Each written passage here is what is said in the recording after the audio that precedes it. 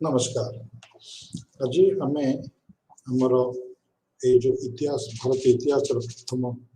भाग आलोचना करते तार चतुर्थ खंड एवं त्रयोदश यूनिट को आम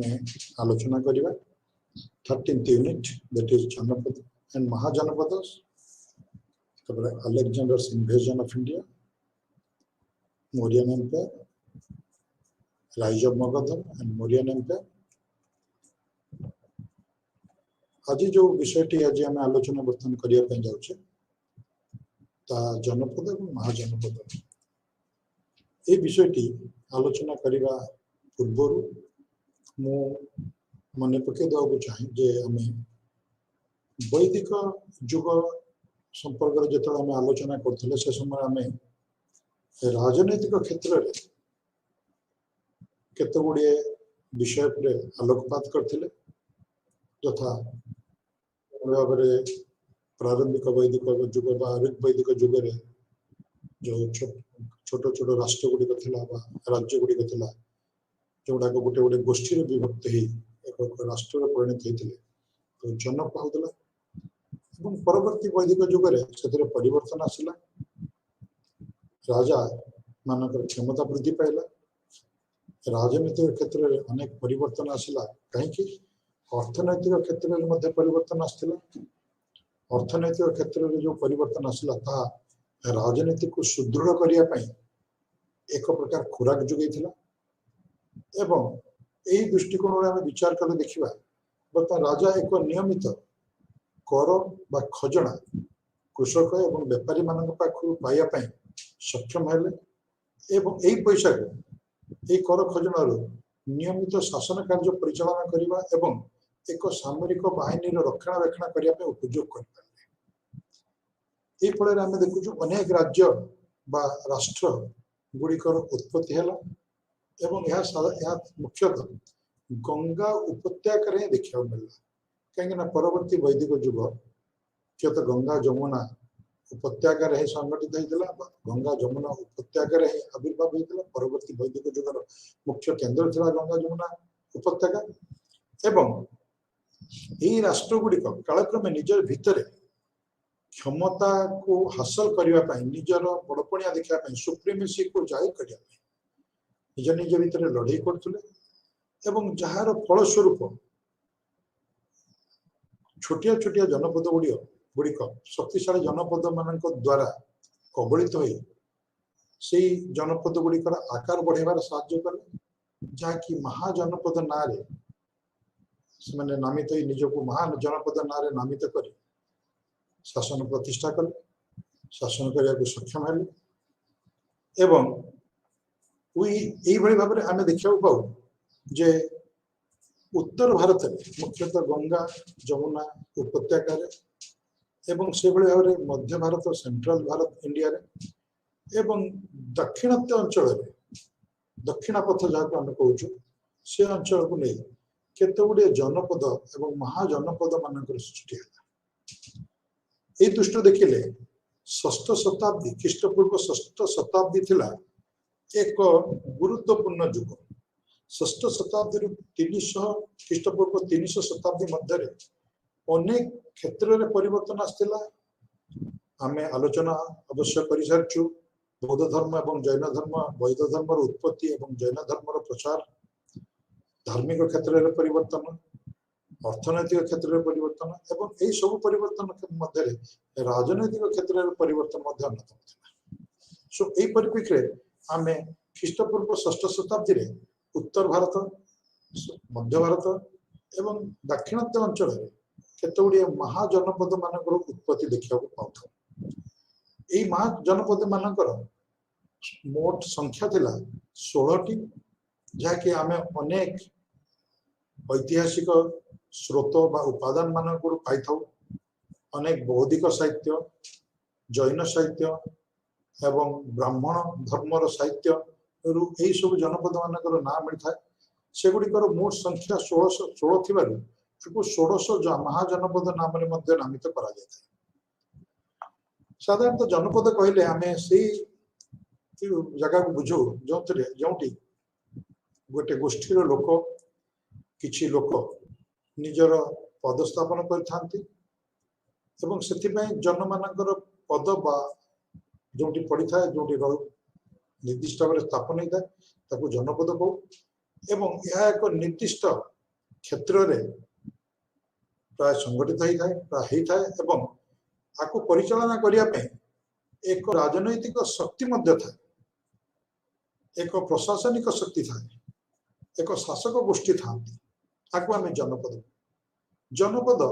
एवं महाजनपद मध्य संपर्क है जनपद गाँ बा विलेज को लेकिन गठि था महाजनपद गाँ विलेज गाँ बा विलेज नगर सहर इत्यादि को नहीं एक विशाल आयतन विशिष्ट राष्ट्र होता है एवं आम कही समय षष्ठ शताब्दी रे एक प्रकार टेरिटोरियल बा एक निर्दिष्ट आयतन विशिष्ट राष्ट्र उत्पत्ति यदि आम राष्ट्र संज्ञा को तर्जमा करवा बा आलोचना करिया गोटे राष्ट्र चारोटी मुख्य लक्षण थाए यथा जनसंख्या द्वितीयटी है सरकार तृतीयटी है टेरिटोरी बा गोटे सीमाबद्ध अंचल चतुर्थटी है गवर्नमेंट यही सब दृष्टि गुड़िक आम जदि षष्ठ शताब्दी महाजनपद गुड़िकर आलोचना करवा ताले देखा एगुड़िक गोटे गोटे राष्ट्र कहले अत्युक्ति हम यही महाजनपद गुड़िकर जो आम व्याख्या आलोचना पाउछु वर्णना पाउछु कौट पाउछु आम मान पाखे अनेक से भाया तथ्य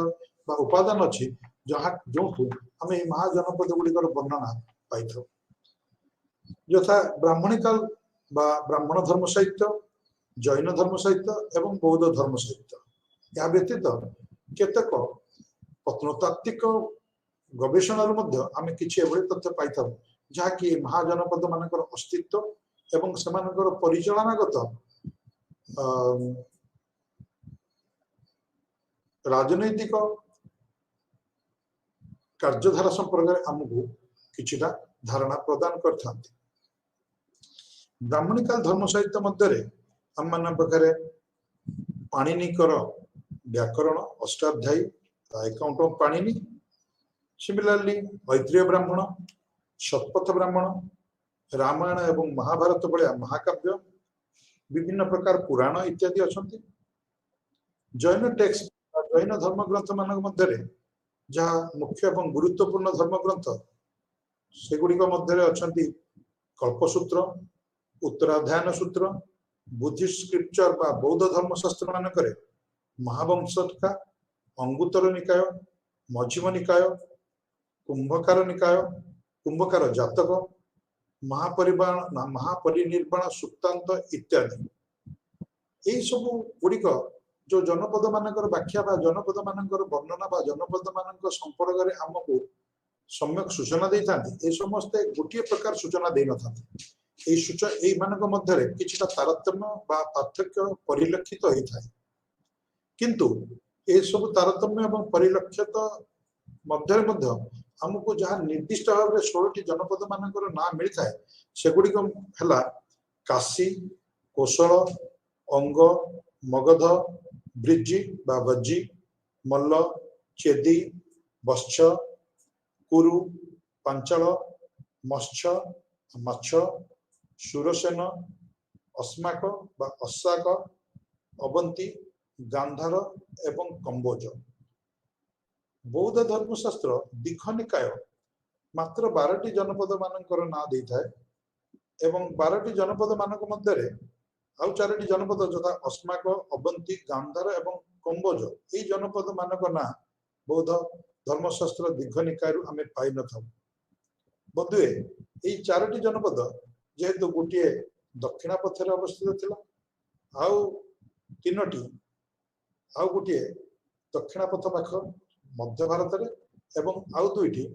उत्तर पश्चिम कोणर अवस्थित थिला सेतिमे बधुए दीर्घ निकाय एई गुडिक आलोचना करिनी बा आलोचना करिवार कोनोसी ता पाखरे परिप्रेक्षी नथिला से बड़ी भाबरे जैन धर्मशास्त्र भगवती सूत्र आउ एक प्रकार लिस्ट बा तालिका ए जनपद मानकर देई थाए जैन भगवती सूत्र जो तालिका आम पाई से बंग अंग बंग मगध मालय मालविक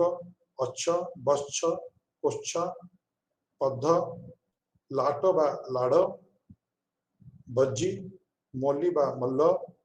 काशी कोशल अवध एवं शंभुतर इत्यादि किंतु जहाँ कहीं ये समस्त धर्मशास्त्र अध्ययन एवं सेमानकर वर्णना को आम जो एक सामंजस्य भित्ति आलोचना कर तार परीक्षा करमको उपरोक्त 16 जनपद मिलता है जहाँ मुझे कहली काशी कोशल अंग मगध बज्जी मल्ल चेदी वत्स कुरु अंचल मत्स्य सुरसेन अस्साक अस्माक अवंती गांधार कंबोज इत्यादि यह व्यतीत ब्राह्मणिकार ब्राह्मण धर्म साहित्य आम आउ दुईटी जनपद मानकर व्याख्या पाई वर्णना पाई यथा पूर्व उपसागर कूल कलिंग एवं पश्चिम उपसागर कूल सौराष्ट्र ये दुईटी जाऊना कहीं 16 जनपद तत्कालीन भारत षष्ठ ख्रीष्टपूर्व 6ठ शताब्दी राजनैतिक दृष्टपटरे एक गुरुत्वपूर्ण भूमिका ग्रहण करथिले कहले भूल हम ना से विषय किछिटा आलोचना करने निहाती आवश्यक। प्रथम आलोचना करवा काशी। काशी एक जनपद जहाँकि आज पूर्व उत्तर प्रदेश रे अवस्थित आम समस्ते वाराणसी बा बनारस नाम परिचित बनारस सहित बेस परिचित ये काशी जनपदटी बनारस एवं ता पाखापाखि अंचल को नहीं गठित होता एवं ये जनपदटीर दुई पाखे दुईटी नदी गंगार दुईटी शाखा नदी बही जाउथिले यथा वरुण एवं आसी एवं सेथिपाई एई शहरटी बा नगरीर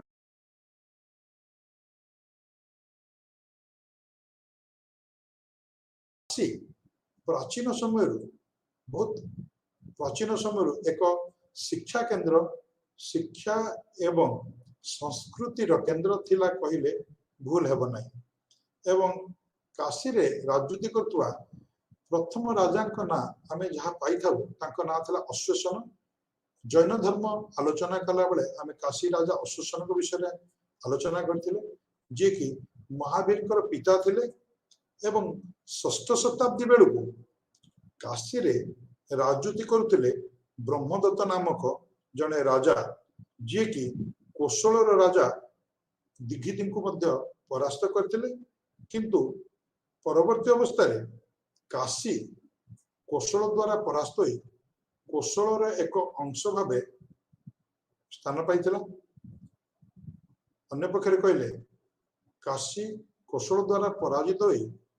निजर स्वाधीनता हराई बसीथिला एवं कोशल परवर्ती महाजनपद थिला कोशल एवं एक कोशल राज्यटी आजिकार अवध बा औध जहाँ आम अयोध्या कहूँ यही अंचल एवं ता पाखापाखि अंचल को नहीं गठित होता एवं कोशल राज्य मध्य दे बही जाउथुला गंगा नदीर एक गुरुत्वपूर्ण शाखा जहाँ को सरोज नदी कहुए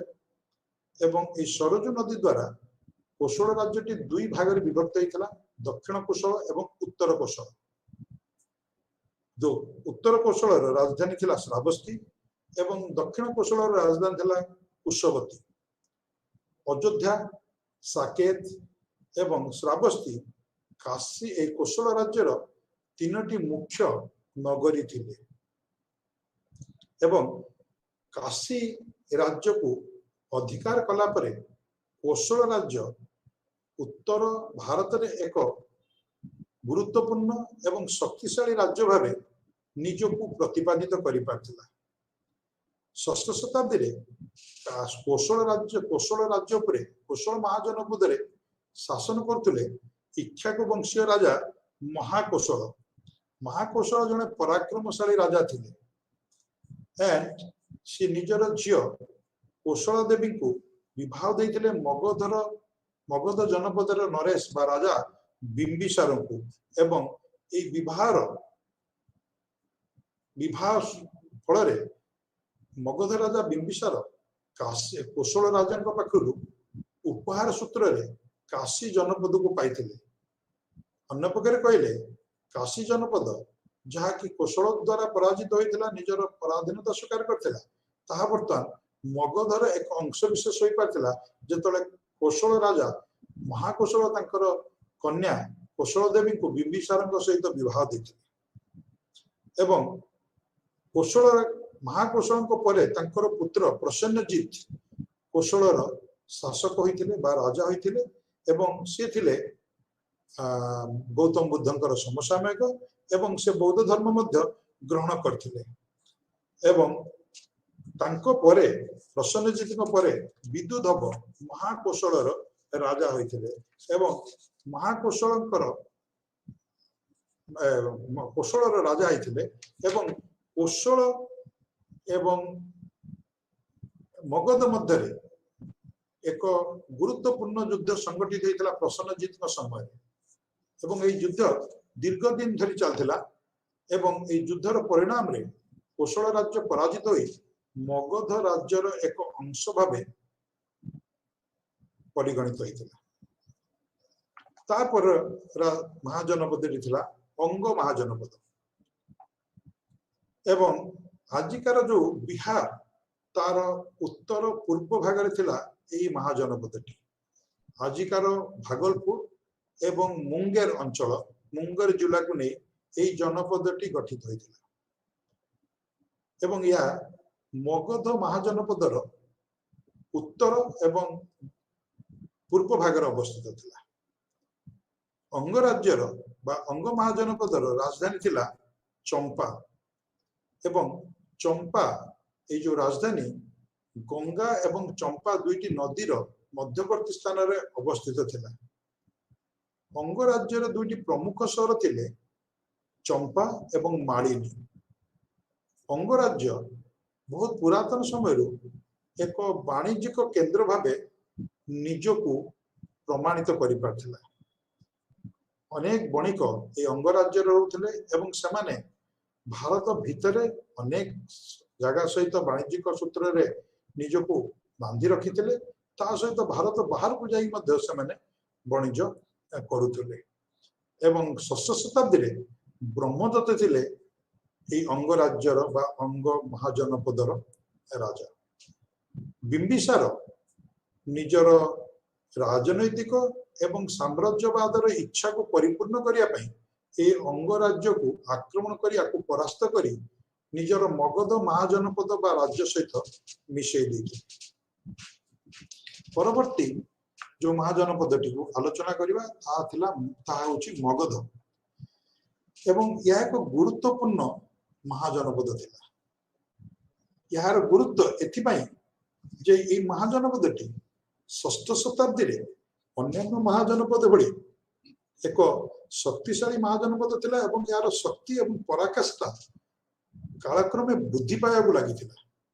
यार राजा बिंबिसार 6th शताब्दी रे यार राजा थिले बिंबिसार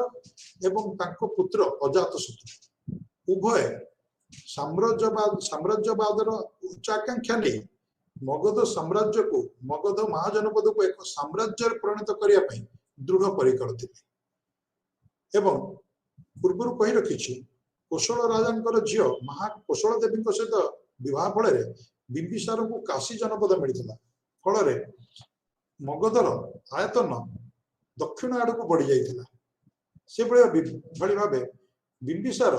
अंग राज्य को परास्त करी निजर राज्यर परिसीमा उत्तर पूर्व को मध्य बढ़ई पारथिले कारण अंग राज्य मगधर गोटे अंश हो जाइथिला से भाव में बिंबिसार जड़े केवल जड़े सम्राट नथिले केवल जड़े राजा नथिले बरं से जड़े उच्चाभिलाषी एवं कूटनीति विशारद थे निजर कूटनीति फल से वैवाहिक संपर्क एवं सामरिक अभियान फल अनेक राज्य को निज दखल को आनिबा एवं अनेक राज्य सहित वैवाहिक संपर्क फल सहित सुसंपर्क रखा द्वारा निजर राज्य को निरापद रखा समर्थ होते मगध राज्य आजिकार पाटना एवं गया डिस्ट्रिक्ट को नहीं गठित होइतिला एंड यह गंगा नदी ठारू उत्तर रे गंगा नदी ठारू दक्षिण रे अवस्थित विंध्य पर्वतमाला पर्यंत विस्तीर्ण थिला एही राज्यर राजधानी थिला गिरिब्रज बा राजगृह एवं यह थिला मगधर पुरातन राजधानी परवर्ती समय यार राजधानी पाटलिपुत्र को स्थानांतरित होइतिला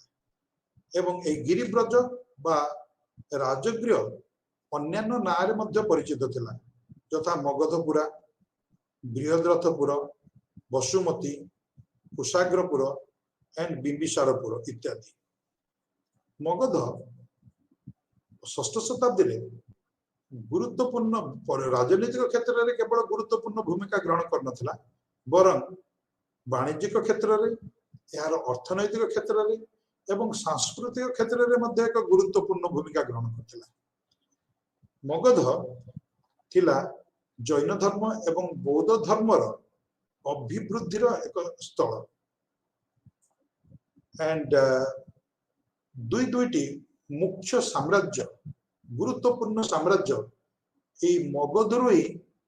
उद्भव होइतिले ये मगधरु ही संकर सृष्टि होइतिला मौर्य साम्राज्य जहाँकि पाखापाखि समग्र भारत उपरे निजर राजनैतिक पतियारा विस्तार करने में सक्षम होइतिला एवं परवर्ती अवस्था रे चतुर्थ शताब्दी रे गुप्त साम्राज्य ये मगध राज्य ही मध्य उद्भव होइतिला ये मगध राज्य एक सांस्कृतिक केंद्र थिला बा सांस्कृतिक कार्यक्रम प्राणबिंदु थिला ताहा आमे आलोचना करथिले जे बौद्ध धर्म एवं जैन धर्मर अभिवृद्धि एवं प्रचार प्रसार ये मगध राज्य ही संभव होइतिला एवं मगधर सर्व प्राचीन राजवंश थिला हरियांका डायनेस्टी एवं यार प्रथम राजा बृहद्रथ एई राजवंश को प्रतिष्ठा करिया में सक्षम होइतिले एवं परवर्ती अवस्था रे बिंबिसार एवं अजातशत्रु भली महान नरपति माने ए मगध राज्यर शासक भावे मगधर गौरव को वृद्धि करियारे सक्षम मध्य होइतिले अजातशत्रु यथेष्ट शक्तिशाली एवं कूटनीति प्रकृतिर जने सम्राट थिले षष्ठ शताब्दी बेलू अजातशत्रु निज मगध राज्यर उत्तर पश्चिम अवस्थित थिबा बज्जी राज्यर एक गोष्ठी लिच्छाबी मानक पराजित करिया में सक्षम होइतिले एई पराजित करिया में तांको कूटनीतिर प्रयोग मध्य करिया को पड़िथिला एवं अजातशत्रु परे मगध राज्य शासित होइतिला उदयनक द्वारा एवं एई समय रे गिरिब्रज बा राजगृह पाटलिपुत्र को मगधर राजधानी स्थानांतरित होइतिला एवं जहाँ मु कहली कालक्रमे मगधर सत्ता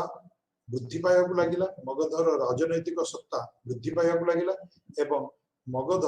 तृतीय शताब्दी ख्रीष्टपूर्व तृतीय शताब्दी बेलू एक साम्राज्य परिणत होता एवं ए साम्राज्य मगध साम्राज्य मौर्य सम्राट चंद्रगुप्त मौर्य समय एक गुरुत्वपूर्ण एवं शक्तिशाली एवं गौरव साम्राज्य भाव निजक परिचित कर जो राज्यटी थिला बा जनपदटी थिला ता थिला बज्जी एवं ए बज्जी गंगा नदी टू उत्तर रे हिमालय उत्तर रे थिबा नेपाल पर्यंत विस्तृत थिला बज्जी एक राजतांत्रिक जनपद बा महाजनपद नथिला राजतांत्रिक राष्ट्र नथिला ये थिला एक गणतांत्रिक राष्ट्र बा साधारणतांत्रिक राष्ट्र जाको इंग्लिश रे हम कहि परिबा republican state it was a confederacy of eight small republics ये गोटे 8 रु 9 टी छोट छोट गणतांत्रिक जनपद मानकर समूह थिला बज्जी राष्ट्र बा बज्जी महाजनपद ये 8 टी मध्यरु मुख्य थिले विदेह लिच्छाबी ज्ञांत्रिक बज्जी एवं आमे ज्ञांत्रिक क्लान बा ज्ञांत्रिक गोष्ठी विषय आलोचना करछे जो ज्ञांत्रिक गोष्ठी रे जन्म होइतिले महावीर वर्धमान महावीर एवं मिथिला जहा कि विदेहर राजधानी थिला से भाव में यही 8टी छोट छोट महाजनपद मान मध्य जो एकता थिला जो राजनीतिक एकता थिला जो सामरिक एकता थिला ता फल बज्जी गणतांत्रिक राष्ट्र गणतांत्रिक महाजनपद एक शक्तिशाली महाजनपद भाव भारत में मुंड टेकिथिला उत्तर भारत में मुंड टेकिथिला एवं बज्जी उपरे आक्रमण करबा एवं बज्जी को परास्त करिया पई कहार साहस नथिला। एही क्रम रे आमे देखु बिंबिसार भली जने कूटनीतिज्ञ एवं जने एम्बिशियस रूलर जने साम्राज्यवादी शासक से मध्य बज्जी उपरे आक्रमण करिया को साहस करनथिले बरं बज्जी सहित सुसंपर्क रखिया पई से लिच्छावी राजकन्या छेलेना को विवाह करथिले किंतु तांको पुत्र अजात शत्रु कूटनीति प्रयोग फल बज्जी राज्यर सर्वनाश करथिले एवं ताको पराजित करी मगधर गोटे अंश भावे ताको रखिथिले। आउ एक राज्य बा राष्ट्र बा महाजनपद थिला मल्ल ये मध्य गोटे रिपब्लिकन बा गणतांत्रिक राष्ट्र थिला बा साधारणतांत्रिक राष्ट्र थिला एवं मल्ल मध्य दुई भाग में विभक्त होता गोटे नदी द्वारा आपको कहला कुका नदी एवं यार कैपिटल थिला कुशीनगर एवं आउ गोटे पाखर मल्लर कैपिटल थिला पाबा एवं कुशीनगर आज जो काशिया अंचल गोरखपुर पाखरे ता सहित आमे ताको आइडेंटिफाई करथौ बा आजिकार काशिया नगर प्राचीन कुशीनगर थिला बोली अनेकंकर मत। सो एथुरु जना पड़े उत्तर प्रदेश आजिकार उत्तर प्रदेश उत्तर अंचल जो गोरखपुर अंचल अवस्थित ता पाखापाखि अंचल को नहीं मल्ल राज्यटी गठित होता एंड मल्ल राज्य बौद्ध धर्म एवं जैन धर्म दुईटी धर्म पर एक गुरुत्वपूर्ण अंचल थिला कारण महावीर जीनकर शेष दिन ए मल्ल राज्य रे कटिथिला एवं पावापुरी ठारे से निजर शेष निश्वास त्याग करथिले से बड़ी भाव में कुशीनगर ठारे गौतम बुद्ध महापरिनिर्वाण प्राप्त होइथिले बा तांकर शेष निश्वास त्याग करथिले एवं से बड़ी भाव में अनेक बुद्धंकर अनेक प्रिय शिष्य ए मल्ल राज्य रो ही आसीथिले जथा आनंद उपळी अनिरुद्ध देवदत्त खंडसुमन इत्यादि बुद्धंकर परम एवं प्रिय शिष्य मल्ल राज्य ही आसी आउ गोटे राज्य बा राष्ट्र महाजनपद चेदी जहाँकि बुंदेलखंड अंचल उत्तर प्रदेश दक्षिण बुंदेलखंड एवं ता पाखापाखि अंचल को नहीं गठित होता ये अंचलटी जमुना एवं नर्मदा नदीर मध्यवर्ती अंचल थिला एवं चेदीर राजधानी थिला सुक्तिमती आज जो गंडा अंचल कह उत्तर प्रदेश रे सेठी थिला सुक्तिमती एवं चेदी एक प्राचीनतम गोष्ठी भाव आम वैदिक शास्त्र से वर्णना देखा पाई था एवं चतीय जातक बौद्ध जातक महासमंत को चेदीर प्रथम राजा भावे अभिहित करथाए। चेदी वंशर गोटे अंश चेदी वंशर गोटे भाग बोधे कालक्रमे परवर्ती अवस्था कलिंग आड़ को आसी एवं कलिंग एक वंश स्थापन करते जार तृतीय जेनेरेशन बा तृतीय पुरुष भाव खारवेल जन्म होता सो खारवेल थे चेदी राजवंशर दयाद कलिंग से कालक्रमे चेदी राष्ट्र बोधे कलिंग आड़ को निजर परिव्याप्ति करथिला निजर राज्यर विस्तृति करथिला। आउ गोटे महाजनपद बश्च जहाँकि आजिकार अलाहाबाद एवं ता पाखापाखि अंचल को नहीं गठित होइथिला। बश्च एक समृद्धशाली एवं एक शक्तिशाली महाजनपद थिला जेहेतु गंगा नदी बश्च राज्य मध्य दे प्रभावित होते से बश्च राज्य कृषि क्षेत्र में शस्य श्यामल थिला एवं बश्च व्यापार वाणिज्य क्षेत्र में अग्रणी थिला फल बश्चर समृद्धि को बश्चर पड़ोशी राज्य अवंती यथेष्ट ईर्षा करते। अवंतीर राजा ଚନ୍ଦ୍ରପ୍ରଦ୍ୟୋତ ବତ୍ସ ଉପରେ ନିଜର ଲୋଲୁପ ଦୃଷ୍ଟି ପକାଇଥିଲେ। ବତ୍ସ ରାଜ୍ୟକୁ ପରାଜିତ କରି ନିଜର ରାଜ୍ୟ ଅବନ୍ତୀ ସହିତ ମିଶିବା ପାଇଁ ଚେଷ୍ଟା କରୁଥିଲେ। କିନ୍ତୁ ବତ୍ସ ରାଜ୍ୟର ରାଜା ଉଦୟନ ଏକ ଯୁବକ ଏବଂ ଜଣେ ଅत्यନ୍ତ ଉଚ୍ଚାକାଂକ୍ଷୀ ରାଜା ଥିଲେ, ଯେ କି ବତ୍ସ ରାଜ୍ୟକୁ ନିରାପଦ ରଖିବା ସହିତ ପରବର୍ତ୍ତୀ ଅବସ୍ଥାରେ ଅବନ୍ତୀ ରାଜାଙ୍କ ସହିତ ବୈବାହିକ ସମ୍ପର୍କ ଯୋଗ କରିଥିଲେ, ବୈବାହିକ ସମ୍ପର୍କ ସହିତ ଜଡ଼ିତ ହୋଇଥିଲେ ଏବଂ କାଳକ୍ରମେ ଉଦୟନ ଅବନ୍ତୀ ରାଜ୍ୟ ଉପରେ ନିଜର ପତିଆରା ବା ନିଜର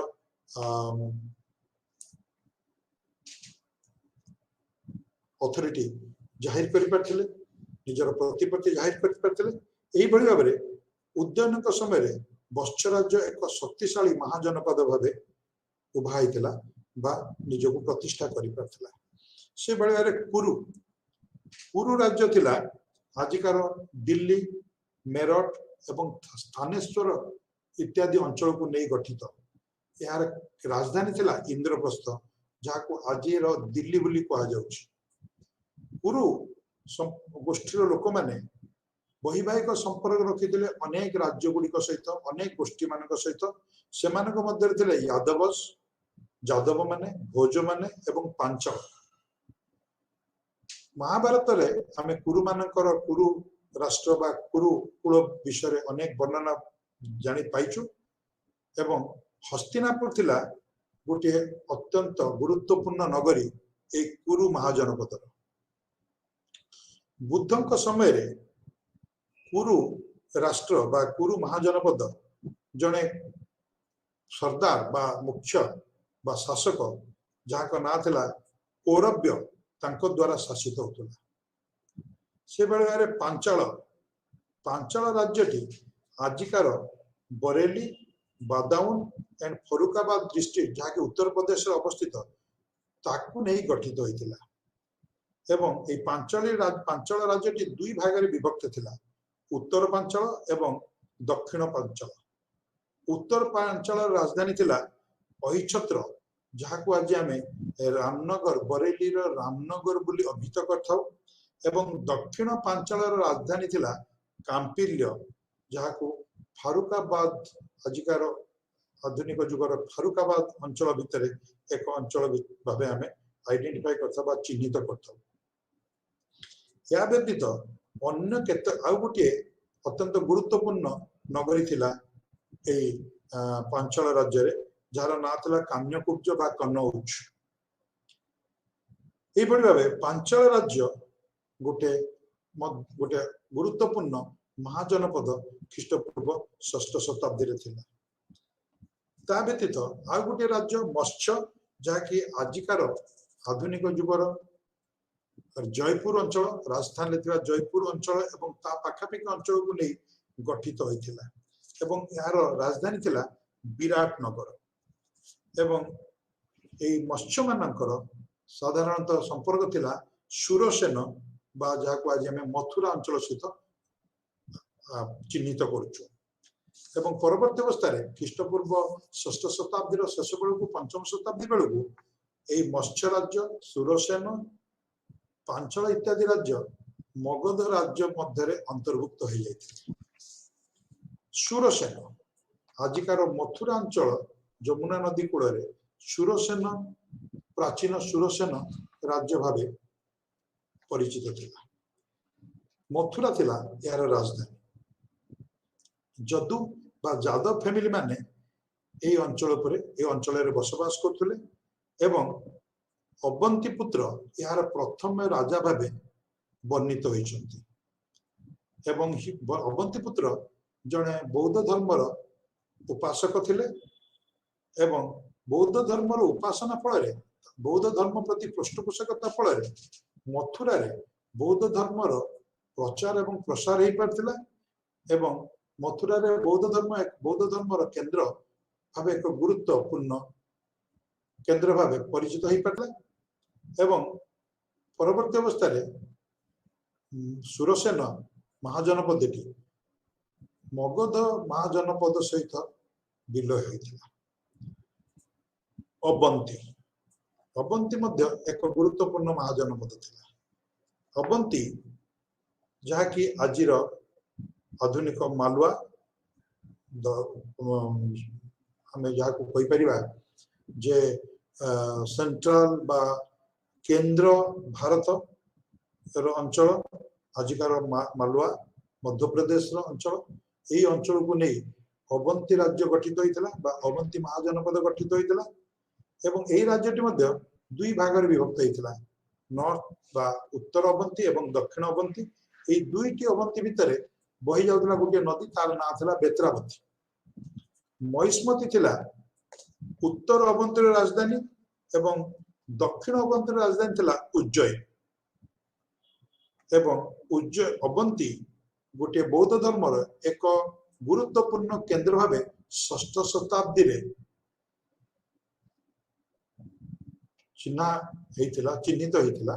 बा निजर मुंड टेकी एक बौद्ध धर्म एक गुरुत्वपूर्ण केंद्र भाव एवं यार राजा प्रद्युत से समय षष्ठ शताब्दी रे जने प्रसिद्धि लाभ करथिबा राजा थिले जने शक्तिशाली राजा थिले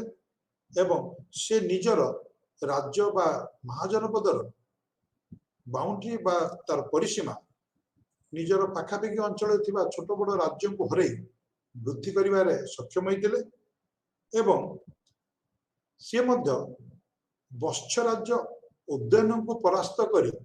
तांको राज्य को निजर अवंती राज्य सहित मिसेबार आकांक्षा रखिथिले किंतु तांकर ए आकांक्षा पूर्ण हो पार नथिला कारण अवंती बत्स राज उदयन मध्य जने उच्चाकांक्षी राजा थिले शक्तिशाली राजा थिले एवं चंड पद्धतर यही जो मनोवृत्ति थिला ताकू से साकार हवा दे नथिले परंतु चंड पद्धत बाध्य अवंती राजा बत्स राजा उद्यन सहित वैवाहिक संपर्क स्थापन करथिले निजर कन्या वासवदत्ता को बत्स राजा उद्यन सहित विवाह देथिले एवं चंड प्रदत्त परे बत्स राजा उद्यन कौशल राज्य मध्य राजा मध्य होइथिले किंतु उद्यन परे मगध ए अवंती एवं बत्स दुईटी राज्य को निज मध्य सामिल कर नहीं एवं अवंतीर शेष राजा थिले नंदीवर्धन सेमिति आ गोटे राजा थिला अस्मा राज्य थिला अस्माक बा अशोक ए राज्यटी बा ए महाजनपदटी दक्षिणापथ बा दाक्षिणात्य अंचल रे प्रतिष्ठित होइतिला एवं गोदावरी नदी नर्मदा नदी मध्य ए राज्यटी अवस्थित थिला एवं यार राजधानी थिला पोटाली बा पटना एवं ए अस्माक राज्यर राजा माने इक्ष्वाकु वंशर थिले ए महाभारत अनुसार महाभारत रे वर्णना करा जायछि जे अस्माक राज्य टी राजा अस्माकंक द्वारा प्रतिष्ठा करा जायथिला एवं तार मुख्य नगरी बा राजधानी नगरी थिला पटना सेमिति आउ जने राजा ए अस्माक नगरी सहित अस्माक राज्य सहित संश्लिष्ट थिले तांका ना थिला मूलक एवं ब्रह्मदत्त अस्माकर आउ जने राजा कलिंगर राजा ब्रह्मदत्तक समसामयिक थिले बोली कलिंगबोधी जातकरू आमे जानिया को पाई थाउ या परे आउ गोटे राजा राज्य बा आउ गोटे राष्ट्र उत्तर पश्चिम कोण रे आविर्भाव होइथिला षष्ठ शताब्दी रे ये मध्य एक शक्तिशाली राष्ट्र थिला एक शक्तिशाली महाजनपद थिला एवं यही राष्ट्र बा ए महाजनपदी ना ए महाजनपदटीर ना थिला गांधार आजिकार पेशवार एवं राउलपिंडी अंचल जहाँ कि एबे आधुना पाकिस्तान रे अवस्थित यही अंचल दुईटी को नहीं गठित होइतिला तत्कालीन गांधार महाजनपद यार राजधानी थिला तक्षशिला तक्षशिला एक गुरुत्वपूर्ण स्थान थिला ये नगरटी उभय वाणिज्य एवं शिक्षार एक गुरुत्वपूर्ण एवं प्रसिद्ध केंद्र भावे से समय परिचित थिला तक्षशिला प्राचीन भारत रे एक वाणिज्यिक केंद्र छड़ा एक शिक्षा केंद्र भावे गुरुत्व लाभ करथिला तक्षशिला विश्वविद्यालय से समय अत्यंत प्रसिद्धि लाभ करथिला। भारत वर्षरु एवं भारत बाहर अनेक अंचल एठाकू शिक्षा लाभ करिया पय अनेक छात्र एठाकू आस्तले एवं एई तक्षशिला हमर पाणिनि एवं परवर्ती अवस्था रे चाणक्य बा कौटिल्य जे कि अर्थशास्त्र रचयिता ए तक्षशिला विद्यारंभ करी तक्षशिला रे शिक्षकता करुले एवं बिहू थिले ए तक्षशिला बा गांधार जड़े अत्यंत शक्तिशाली राजा एवं आउ जड़े शक्तिशाली राजा जे कि ए तक्षशिला शासन करते गांधार उपर शासन करते ताका ना थिला नग्नजित। षष्ठ शताब्दी रे तक्षशिला पर आउ जड़े राजा शासन थिला जे कि ताका ना थिला उकुसती एंड से थिले बिंबिसार मगधर बिंबिसारंकर समसामयिक। सो ए भाव में तक्षशिला गांधार जार राजधानी थिला तक्षशिला एक गुरुत्वपूर्ण जनपद उत्तर पश्चिम कोण भारत उत्तर पश्चिम कोण रे मुंड टिकी थिला। कंबोज आउ गोटे महाजनपद जहा कि भारतर एई उत्तर पश्चिम कोण रे मध्य अवस्थित थिला एवं आजिर जो राजौरी अंचल बा राजपुरा अंचल को नहीं एवं ता पाखापाखि अंचल को नहीं एई कंबोज अंचल गठित होता। महाभारत रे कंबोज संपर्क रे मध्य वर्णना करा जायछि। कहा जाए जे महाभारतर कर्ण ए कंबोज मध्य को प्रवेश करी कंबोजर लोक मान को परास्त करथिले। एई कंबोजर राजा थिले चंद्रवर्मन एंड सुदक्षिण षष्ठ शताब्दी ख्रीष्टपूर्व रे। परवर्ती अवस्था रे कंबोज एवं गांधार पर्शिया राजा डारियस को द्वारा आक्रमण शिकार हो पराजित होते एवं कंबोज पर्शिया द्वारा कबलित किछि समय होता एवं अलेक्जेंडर आसवा समय ये अंचल गुड़ी को से ये अंचल गुड़ी से प्रथम आक्रमण करते एवं ये अंचल गुड़ी को पराजित कर निजर अख्तियार को बा निजर शासन मध्य को नहीं थे। सो ये थिला 16 महाजनपद। या व्यतीत आ दुईटी महाजनपदर वर्णना मिलता है जहाँ कि कहली जे गोटे महाजनपद थिला पूर्व सागर कूल जहाँ आज आम बे ऑफ बेंगल कहूँ बंगोपसागर तार ना था कलिंग। आम कलिंग बोधी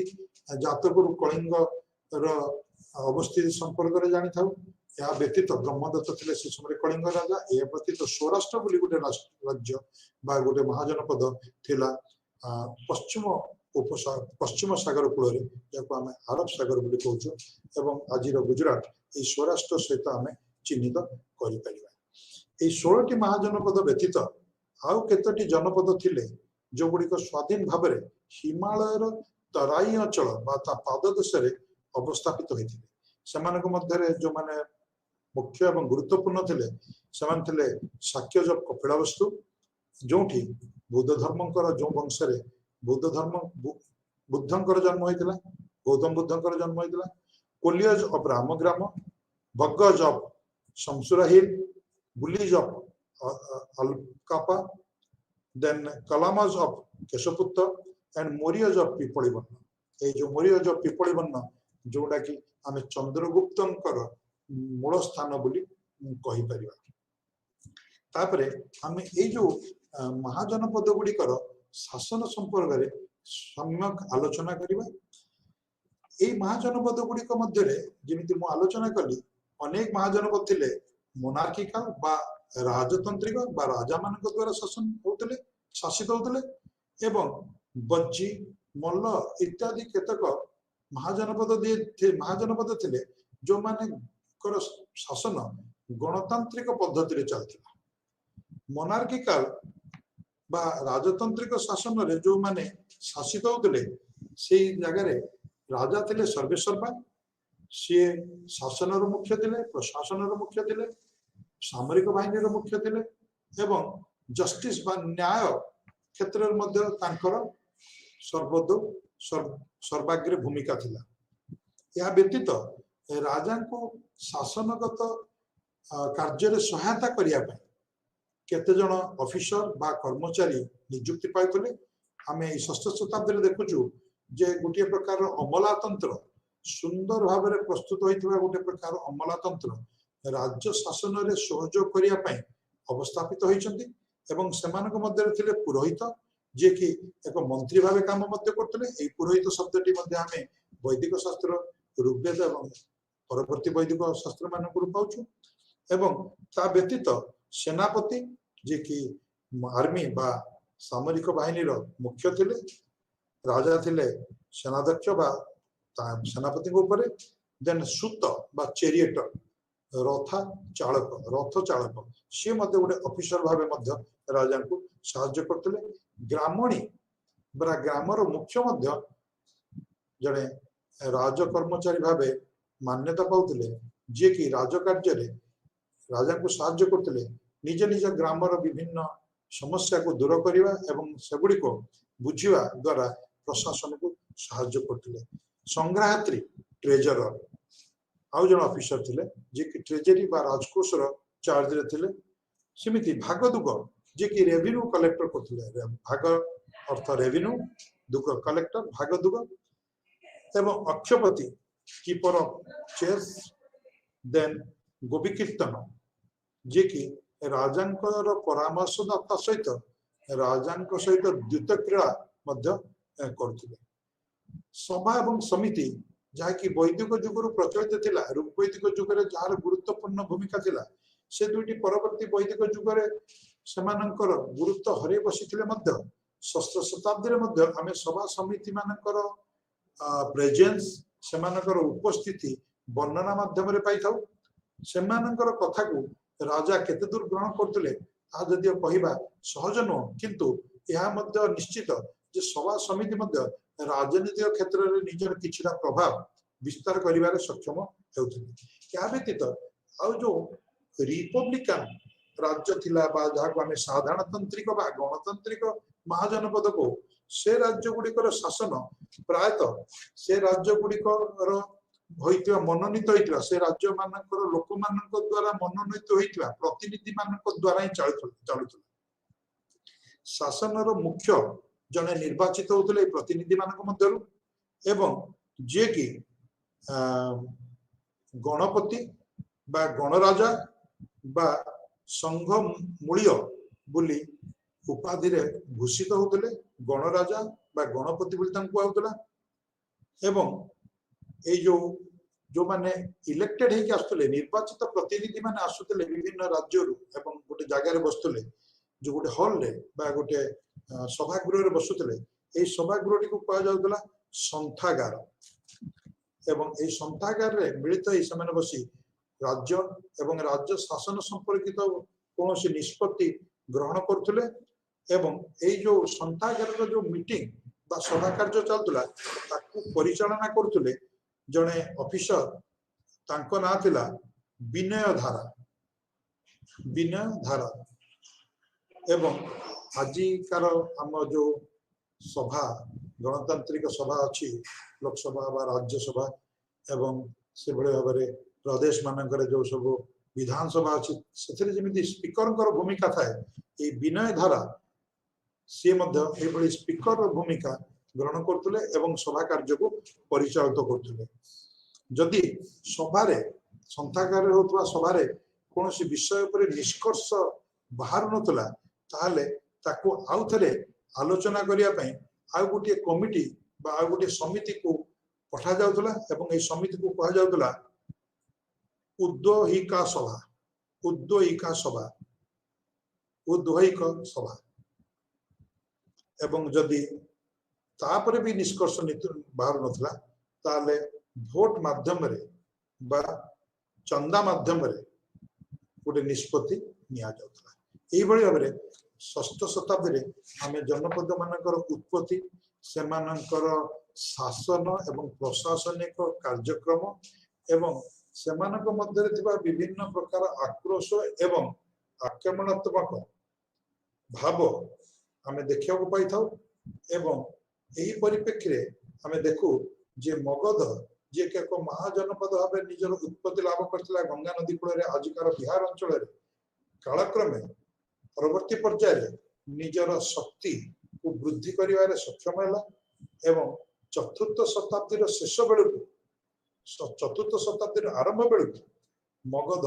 एक साम्राज्य रे निजको परिणत कर पारथिला। अन्यान्य महाजनपद माने निजर शक्तिहीनता पाई हो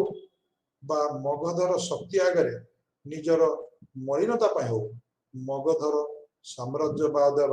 जो आकांक्षा आगरे बलि पड़ जाइथिले एवं चतुर्थ शताब्दी बेलू देखू मगधरे नंद वंशर राजत्व स्थापन है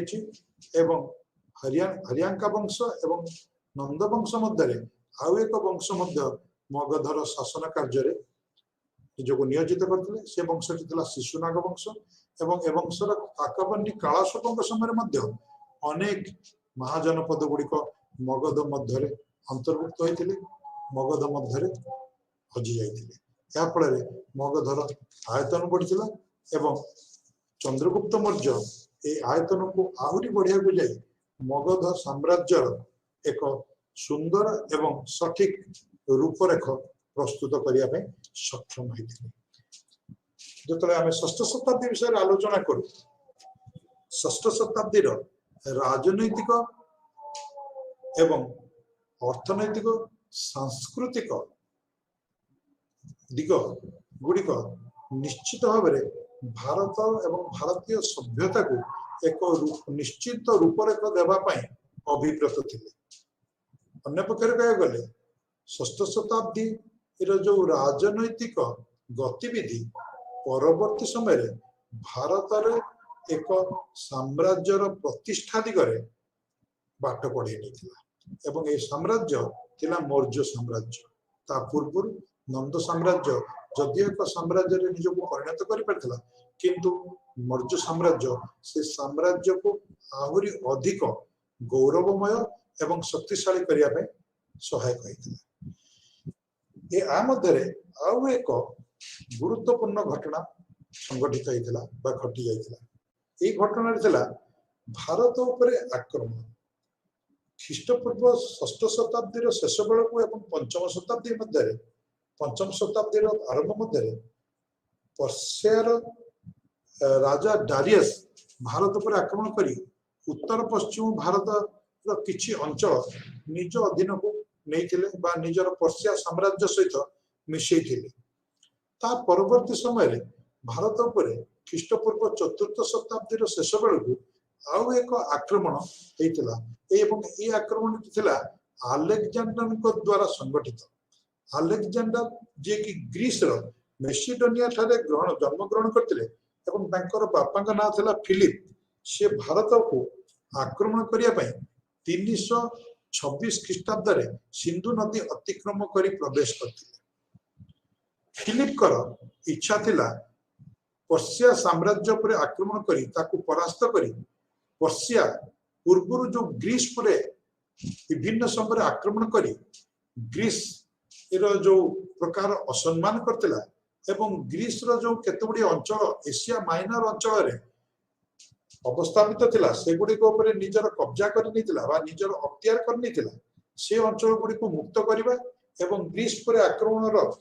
प्रतिशोध नवा पई फिलिप कर एक स्वप्न थिला पर्सिया पर आक्रमण करी ताकू पराजित करिबा एवं फिलिप कर मृत्यु 334 ख्रीष्टपूर्व हेगला परे तांकर पुत्र अलेक्जेंडर मसिडोनिया राजा हेले एवं राजा हबार किछि वर्ष मध्य स्वल्प वर्ष मध्य 3 वर्ष मध्य दिग्विजय से बाहरी पड़ते 334 ख्रीष्टपूर्व से बाहर पर्सिया पर आक्रमण कले पर्सिया पर विजय लाभ मध्य कले एवं तापर तांकर लक्ष्य थिला भारत मध्य को आसीबा एवं भारत मध्य प्रवेश करी भारत को आक्रमण करिया भारत को आसिया पछरे अनेक कारण थिला मुख्य कारण थिला भारत रे पर्सिया साम्राज्यर किछि अंचल थिला सेगुडी को दखल करिबा ता सहित भारत वर्षर समृद्धि एवं भारत वर्षर स्वर्णिम गौरव विषय मध्य से विभिन्न सूत्ररु जानिया को पाइथिले सेति से भारत वर्ष भितर आसी भारत को आक्रमण करी निजर साम्राज्यर एक अंश भाव भारत को रखिया से इच्छा करते आशा करते एवं सी चाहते एक विश्व वीरर मुकुट पिंधि निजर गौरव को आहरी अधिक रु अधिक वृद्धि करने भारत को आसीबा थिला तांकर एक अभिप्सा अभिलिप्सा आमे देखु जे ख्रीष्टपूर्व 326 रे भारत मध्य को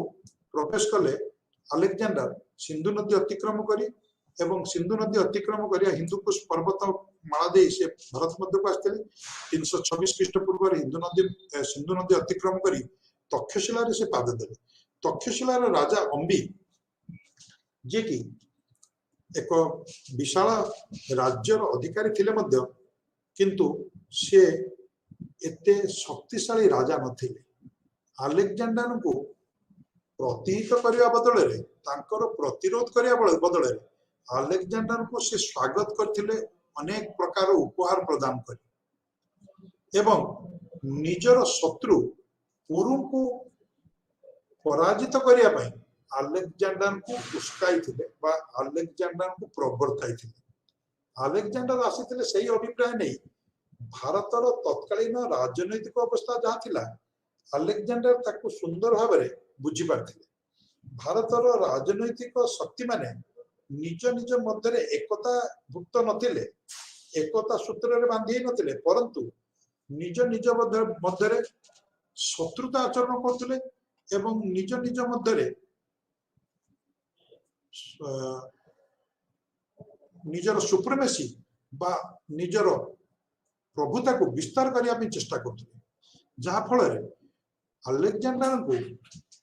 बहुत सुविधा होता एवं सुगम हो जाता भारत मध्य भारत भीतर को पशि यही एकता भुक्त हो राजा मान परास्त करने एवं यही क्रम प्रथम से अंबिक प्रेरणा पाई परवर्ती अवस्था से झेलम नदी आड़ को जाते झेलम नदी कूल अवस्थापित होता सिंधु और झेलम नदी कूल राबी और झेलम नदी कूल अवस्थापित था पुरकर राज्य पौरव बोली कहुए पुरु जड़े स्वाधीन चेता राजा थे से अलेक्जेंडर आक्रमण यथेष्ट उचित प्रतिरोध करथिले अलेक्जेंडर को से प्रभावित करथिले निजर सामरिक शक्ति बल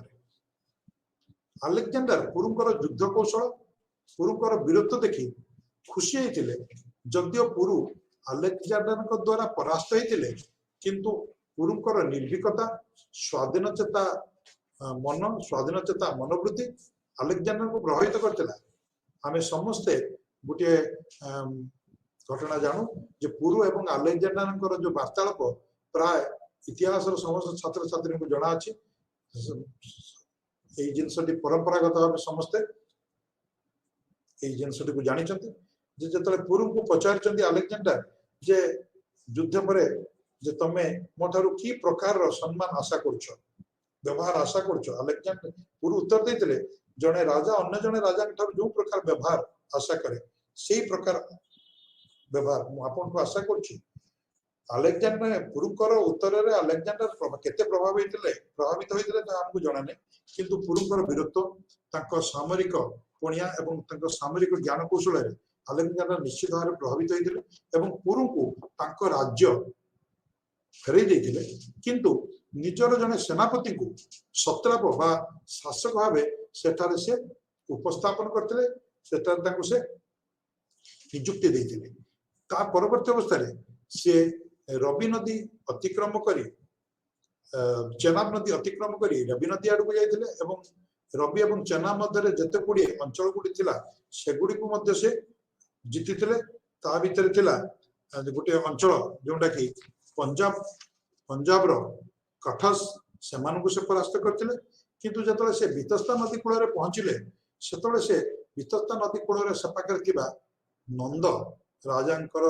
साम्राज्य एवं गौरव शुणी से किसी